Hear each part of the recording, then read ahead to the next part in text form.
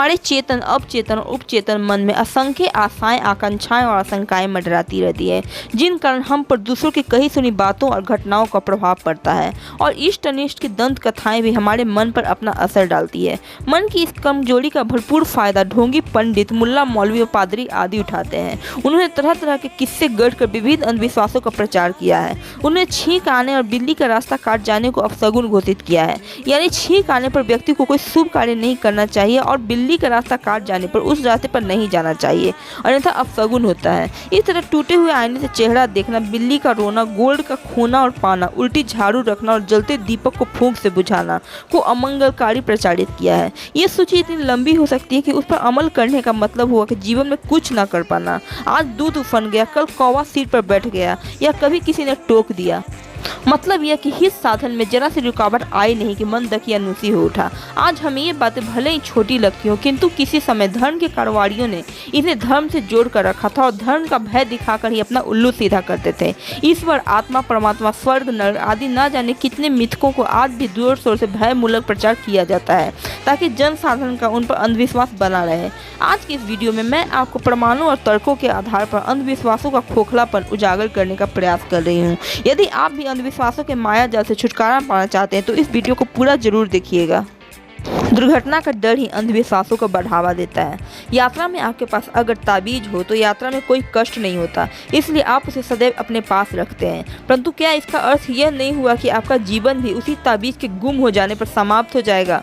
हमारा एक कर्तव्य होना चाहिए कि हम स्वयं अपने मन से डर को निकाल दें तथा दूसरों के मन से भय को हटाने का दृढ़ संकल्प करें।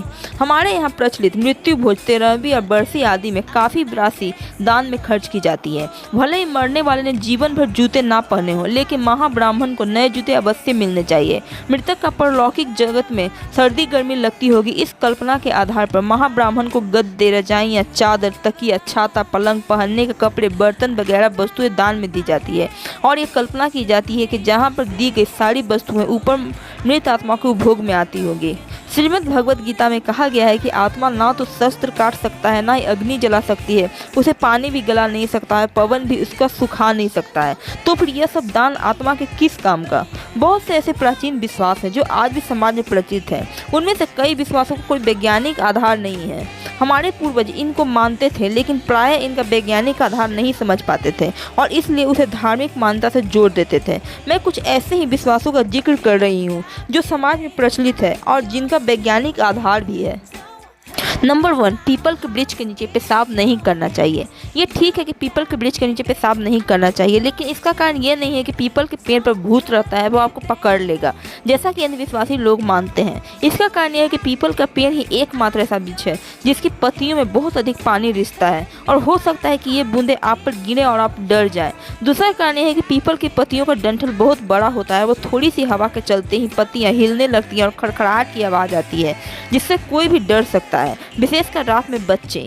तीसरा कारण है कि पीपल की पत्तियां विशेष चमकदार होती है, जिन पर किसी विशेष कोण पर चंद्रमा का प्रकाश इस तरह प्रतिबिंबित होता है जैसे कोई ऊपर से शीशा चमका रहा हो, जो किसी को भी डरा सकता है। इन कारणों से पीपल के पेड़ के नीचे पेशाब करने से बचना चाहिए, क्योंकि डर जाने पर जल्दी से उठकर भागना कठिन हो सकता है। नंबर 2, यदि शैय्याग्रस्त रोगी को आप देखने जाए तो उसके सिरहाने की तरफ ना बैठकर पैरों की तरफ बैठें। पहले ऐसा समझा जाता था कि सिरहाने की ओर बैठने से रोगी की मृत्यु हो जाती है, किंतु इसका वैज्ञानिक आधार यह है कि यदि आप सिरहाने बैठेंगे तो रोगी को आपकी ओर देख कर बात करने के लिए अपना सिर व आंखें आपकी ओर घुमानी होगी, जिससे रोगी को कष्ट होगा। यदि आप पैरों की ओर बैठेंगे तो रोगी को बिना कष्ट दिए सामान्य रूप से आप उससे बात कर सकेंगे। दूसरी बात यह है कि आप रोगी के नाक और मुंह से दूर बैठकर स्वयं को भी संक्रमण से बचा सकेंगे। नंबर 3, मौसम की पहली बारिश में नहीं नहाना चाहिए। यह समझा जाता है कि इससे देवी प्रकोप होता है और देवता मनुष्य को रोगी बना देता है। मनुष्य रोगी हो जाता है, ये तो सही है, लेकिन देवी प्रकोप से नहीं, बल्कि बारिश के पानी अपने साथ वायुमंडल में फैली हुई गर्द मिट्टी व असंख्य जीवाणुओं को अपने साथ पृथ्वी पर लाता है, जिससे बचना चाहिए। जब पहली और दूसरी बारिश हो तो उसमें नहीं नहाना चाहिए। बाद में वायुमंडल स्वच्छ हो जाए तो बारिश में नहाया जा सकता है। नंबर 4, भोजन करते समय नहीं बोलना चाहिए। इस विश्वास के पीछे विज्ञान यह है कि खाना पचाने के लिए रक्त को आंतों की ओर अधिक प्रवाहित होने का अवसर मिलना चाहिए। इसलिए शेष सारे अंग भोजन करते समय स्थिर होने चाहिए ताकि रक्त का अधिक से अधिक प्रवाह आंतों की ओर हो सके। खाना खाते समय बात करने से रक्त का प्रवाह मस्तिष्क की ओर अधिक हो जाता है, परिणामतः रक्त आंतों में कम जा पाता है। इसलिए कारण है कि भोजन क्रोधित व उत्तेजित अवस्था में नहीं करना चाहिए। नंबर 5, यदि घर से निकलते समय छींक आ जाए तो कुछ देर रुक कर घर से निकलना चाहिए।